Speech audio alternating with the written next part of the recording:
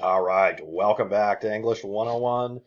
In this video, I'm going to show you how to find sources for your annotated bibliography I'm going to show you two different library databases. There are lots of different library databases that you can use in different ways to find sources that you can use for this assignment. Today, we're going to show you two different ones that you might have looked at before because we talked about them back when we talked about solitary confinement. And I also linked these databases in some previous assignments recently as well. But let's go ahead and talk about how to use these. And then next week we'll talk about some of the other databases, because between all these different databases and Google, you should be able to find more than enough sources for the annotated bibliography. Remember, you only need 5. You're welcome to read more than that, but you only need to create 5 citations and annotations for the annotated bibliography. Keep in mind also that every source you look at should be crap tested.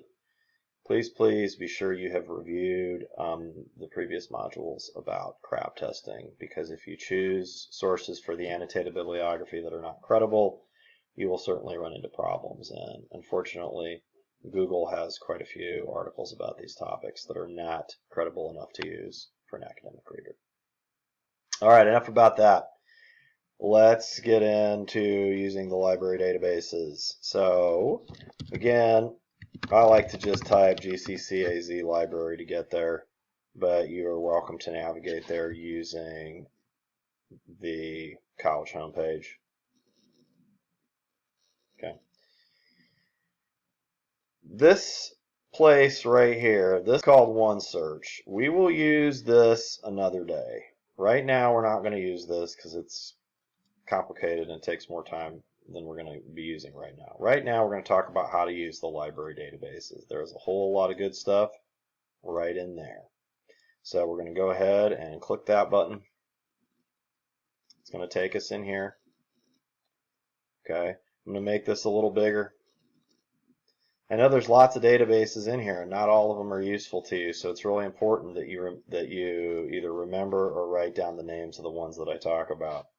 The two that we're going to talk about today are Issues and Controversies and CQ Researcher. We'll talk about Opposing Viewpoints another day. That's a great one as well. So let's look at Issues and Controversies first. Oh, look, that's fortuitous. As you can see, Ask a Librarian popped up. This is a great resource that's available to you since you can't go into the library in person right now. Ask a Librarian is staffed 24/7, not just by our librarians, but by librarians across the country. That's how they run it 24/7. And so you can chat with them.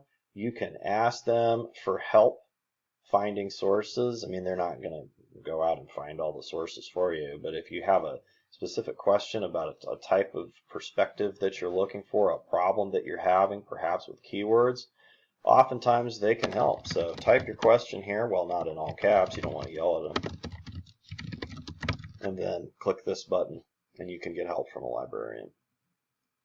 I'll leave that to you to experiment with. But let's go ahead, let's click Issues and Controversies first. Boom. This will happen to you at home. You will be prompted to sign in. Not too hard. You know your MEID and password, log in, and now you can use the library just as effectively as if you were sitting at a computer on campus, which, of course, you cannot right now. Okay, so I like this database because it has entries about both of our topics, whether you are writing about the soda tax topic or whether you are writing about the e-cigarette topic. Now, here's an important thing to remember about library databases. Always trust autocomplete. Do you see how it completed e-cigarettes? See how, let's see, when I go there, it's going to give me articles. Now, you have to use your head here and pick things that are relevant. This is not relevant to your work you're doing with your topic. That's your topic right there. That's the one that you want to read. So you can click this, you can go in here, and you can find this nice lengthy article that tells you, look how up to date it is as well. Tells you so many things that you need to know about this issue. You can use this article in your annotated bibliography. Keep in mind, though, that although it is very lengthy, it only counts as one source. I know that there are different sections, but this is all the same article. Okay, so again, remember, you can only count this as one source. If you choose to use it, it is an informational source. It does not have an argument. It shows you both sides, as you can see in the summary here. And of course, they have lengthy sections about each perspective down here. Okay, so this is a great source to use to learn more and get ideas about other things to read. Speaking of other things to read, as you can see at the bottom, they have a bibliography. Of course, some of these sources might be useful to you. Some of these might be opinionated articles you can use. Okay? If you're interested in checking some of these out, just know that you will have to cut and paste that part into your browser. Okay? Do not use this link here. It just takes you to the main New York Times site. If you want to check out things on the bibliography to see if they're any good, highlight the author and title. It should come up on your web search. So that's ideas for where place to find other sources, which is great. But again, let's say you want to use this one. Isn't this great? Here's another nice thing about the library. They always give you the citation. You can cut and paste this right into your annotated bibliography. You just highlight it, right-click, copy, and you can put it right in there. Okay, I know I'm going fast, but that's the beautiful thing about video. You can watch it again if you need. Okay, but again, this is a great source to use. Let me show you one more thing about this. Look at where it says editorials. If you click that button, you're going to find editorials are similar to op-eds, only they're written by the board of editors, the editorial board.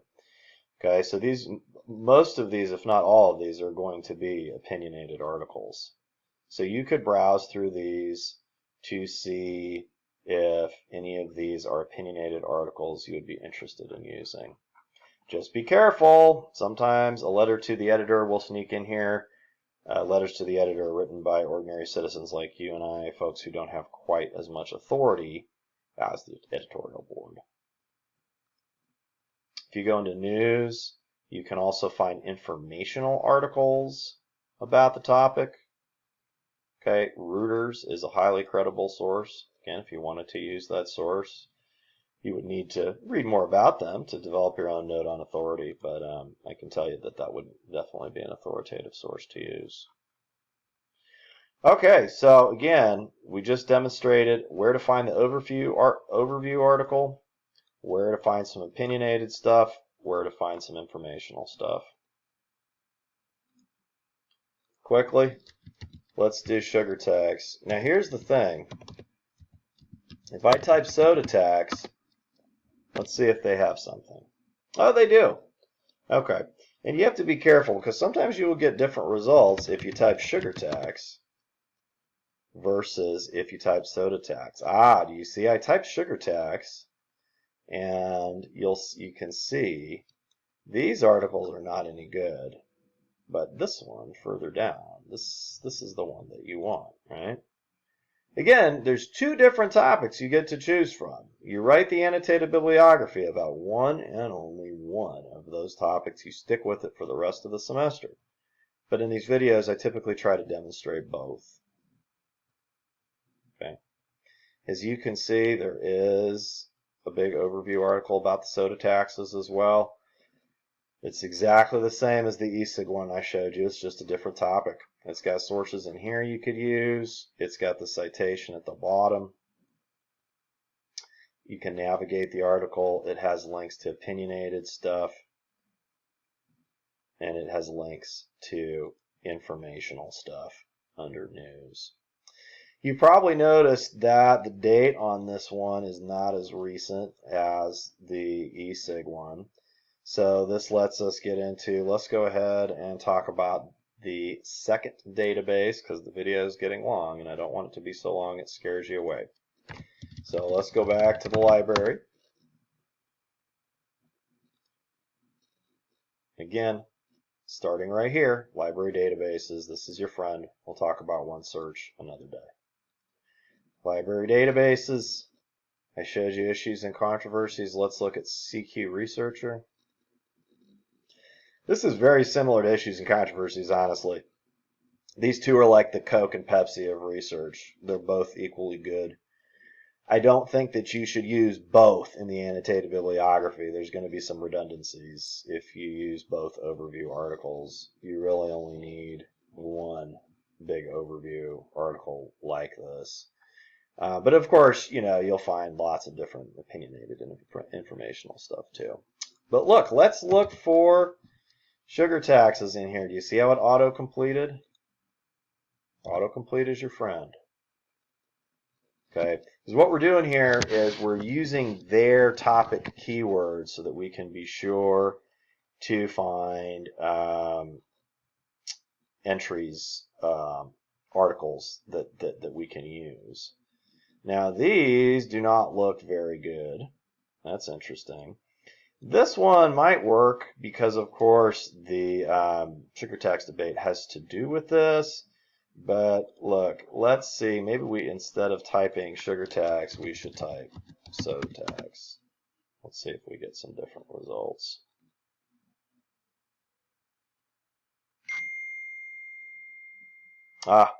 Sugar controversies. There you go. Again, as you can see, you have to use your noodle to find the relevant article. But as you can see, this one's a little bit more recent. It's very similar to issues and controversies. Okay, they have an e-cigarette article as well. And as you can see, they give you the big overview. They give you some fun graphs, lots of neat information you can use. Again, this is an informational article. As you can see, they have lots of these citations. And then at the bottom is, of course, the list of all the footnotes. Some of these might be sources you could also potentially use, right? Here's about the author of this. If you chose to use this big overview source and you would need to develop a note on authority for her, and so this would help you do that, right? This one does not give you the correct citation. It gives you, as you can see, whoops, stop highlighting. As you can see, it gives you the citation in APA. That is not what you want. You do things in MLA, okay? So you will have to use your own citation skills to create the citation for the article. Oh, no, wait, look, here's a button that will help. I forgot about that. So instead of APA, tell it MLA. There's your citation. Now you can highlight, right-click, copy, and paste it into your annotated bibliography. Because remember, you are MLA, not APA. Okay, one more interesting thing about CQ Researcher, if you scroll all the way down to the bottom, you will see at the very bottom of the article, they have actually some sort of mini op-eds about the topic. One is by a guy who opposes the government getting involved in regulating sugary drinks. One is by someone who does not believe the government should be involved with this. So obviously, this is opinionated writing here, right? So if you wanted to use one of these as an opinionated source, you could. But remember the rule. You can only use CQ Researcher once. You can't use it 1, 2, 2 times and then call the overview the third time. Don't do that, because that's going to tell your academic reader you haven't efforted very hard to read widely about the source. Okay, so you can use it either the whole thing is informational, or if you would like to use one of these folks, you could use their piece as an opinionated piece. Okay. But again, of course, there's some overlap with the Issues and Controversies article. These are both good. I would encourage you to consider using one of them for your annotated bibliography. I think that about covers it. Again, just to review, because I know I'm going fast.